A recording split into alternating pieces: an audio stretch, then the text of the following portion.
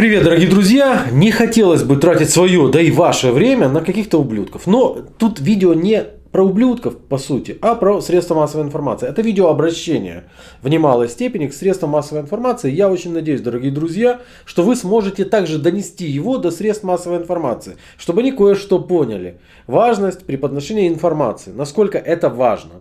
Сегодня пришла новость такая, и я ее прочел опять-таки в российских отдельных телеграм-каналах с большой аудиторией. Некоторые, там буквально два, написали более-менее адекватно, остальные написали так. Дом и машину одесского блогера сожгли в Швейцарии. До этого он критиковал наркокартель и украинскую власть. Ну, вы понимаете, что речь идет о том самом старом, облезлом, престарелом пуделе, который много-много месяцев, без малого 2 года, если я не ошибаюсь, был публичным лицом наркокартеля Химпром. Именно он продвигал акции этого наркокартеля, такие как «Поймай барыгу». То есть для чего это делалось, я вам рассказывал. Для того, чтобы зачистить, собственно, пространство от конкурентов. И для того, чтобы представить главу наркокартеля как некого благодетеля, который борется с наркотиками. Даже так. Вот. И как только я начал расследовать деятельность наркокартеля Химпром, от этого существа, от Домбровского, сразу же понеслись угрозы. Угрозы не только мне, но и моей семье. У них вообще так принято. Сразу начинают детям угрожать и так далее. То есть максимальное количество угроз, максимальное количество оскорблений. А он же представлял Егора Буркина, то есть главу наркокартеля, как таким, знаете, благодетелем, настоящим патриотом Украины и так далее. Недавно вскрылась переписка этого же наркомана, который находится в Швейцарии на полном обеспечении. Кстати, я интересно прочел, зашел в комментарии в российских средствах массовой информации, там пишут, откуда у блогера какого-то дом в Швейцарии, вот они какие богатые и тому подобная дичь. Сейчас все объясню, да, почему люди могли так подумать. Ну, потому что им же написали дом и машину блогера в Швейцарии. Им же не уточнили, что это за дом и что это за машина. Недавно вскрылась переписка вот этого вот сотрудника наркокартеля Химпром с, на секундочку, генералом СБУ Александром Покладом, главой контрразведки Украины. Кстати, у меня встреча с Моней, ну Моня это Моня Майман. Как бы мне узнать реальный адрес Шария? Это возможно? Привет, прошу прощения за фамильярность. Зачем тебе, спрашивает Поклад. Хочу ему подпалить кибитку. Чисто перформанс устроить, это мое личное. Ну и тот ему пишет, не страдай херня, все будет хорошо. Каждый должен заниматься своим делом, ты лучше чаще там, чаще стучи там на других людей. Это было за несколько недель до того, как совершена была атака на мой дом. И до того, как в мой дом полетело 5 коктейлей Молотова.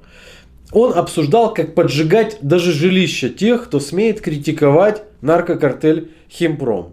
И вот сегодня я просто с восторгом читаю в российской прессе о том, что этот человек критиковал. То есть как это там развивалось, это же очень быстрая история, да? Я начинаю глушить наркокартель Химпром, я делаю 7 частей, уже где-то на 4-й части у них начинаются внутренние проблемы. Кто-то кому-то начинает предъявлять, тот сливает тому, этот сливает тому, ты сливаешь, не ты сливаешь. После того, как ты, зная, как я к тебе отношусь как к другу, это в рот и сказал, что я просто твой наемный рабочий.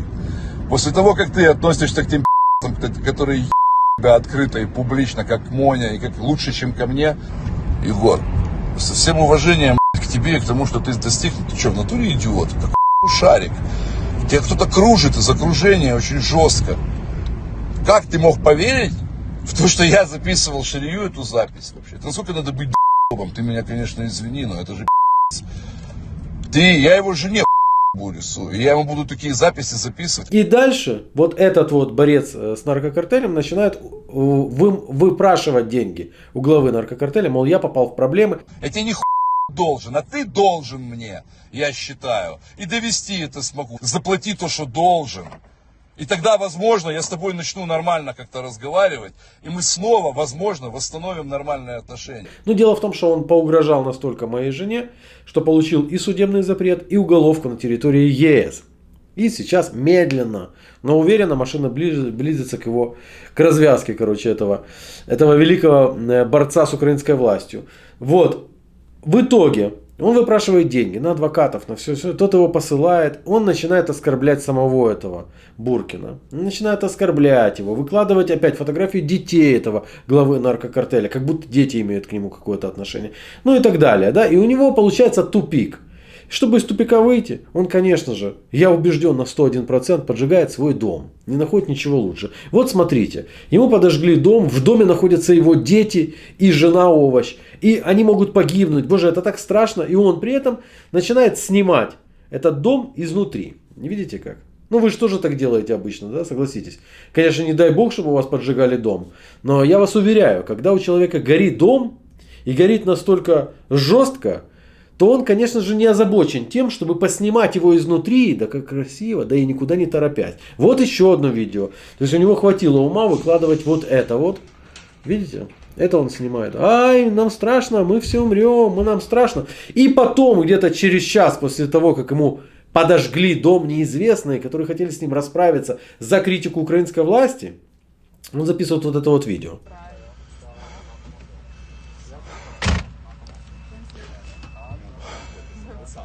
Я не сломаюсь. Александр Валентинович и Егор Буркин. Я не сломаюсь. Даже после этого я не сломаюсь. Вы можете сломать всех вокруг меня. Но я стану только сильнее. Помогите, люди. Вот это власть Украины. Это начальник контрразведки Александр Валентинович Похлад. Это глава наркокартеля Егор Буркин. Это Александр Федорович Дубовой. Это Мазепа, это ваша коррупция. Это друзья, так называемые друзья. Женя Гавриленко. Боритесь, пожалуйста. Несмотря ни на что, я вас прошу. Боритесь, подруга. Смотрите, ну, все, кто его видели, говорят, что видео на Оскар все-таки не потянет. То есть не будет Оскара. Скорее всего, Оскара не будет. Да? Но золотая малина может быть.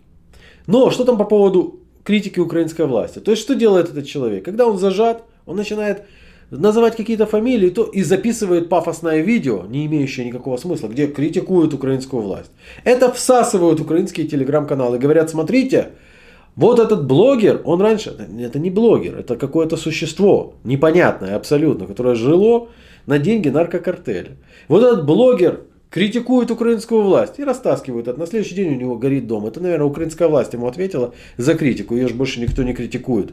И отправила в Швейцарию своих поджигателей домов. Теперь по поводу дома. Дом этот социальный, конечно же. Это социальное жилье.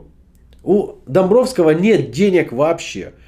Поэтому он живет в социальном жилье, которое предоставляет за счет лохов местных налогоплательщиков Швейцария. И это загорелся социальный дом. Никаких убытков для Домбровского от этого не будет. Машина загорелась, скажете вы. Машиной он хвастался, что швейцарцы дали ему Теслу, как многодетному, для того, чтобы он мог перевозить своих детей. Машина, смею предположить, тоже социальная. То есть у него сгорает дом и машина, но это не его дом и машина, как написали российские СМИ. Из его имущества не пострадало ничего, даже кепка. Такое совпадение. Мне интересно, велосипед за 12 тысяч евро, который ему подарил наркобарон. Он успел, наверное, чудом вывести просто из дома. И, наверное, велосипед тоже огнем не тронут. Я уже читал отчет швейцарской полиции на их официальном сайте. Причина пожара неизвестна. То есть они, им стоит пробить просто камеры. Там очень забитое место, там забитое село. Камеры на дорогах, я думаю, что к выводу они придут очень быстро, что произошло.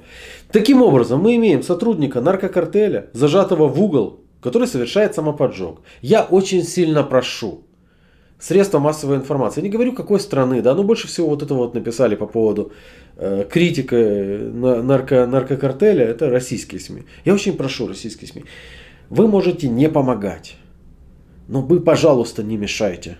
Хотя бы минимально войдите в курс дела, хотя бы минимально разберитесь в теме, а уже потом выдавайте какие-либо материалы. Не давайте возможности сотрудникам наркокартеля сейчас разбежаться кто куда и кричать: я никогда не имел отношения к этому, я всегда и критиковал и так далее. Пожалуйста. И я очень надеюсь, что мои подписчики и зрители этого канала, уважаемые, донесут эту мысль до средств массовой информации. Может быть, путем комментирования, может еще как-то. Спасибо большое. Я очень надеюсь, что не помогая, но хотя бы не мешали бы. Спасибо.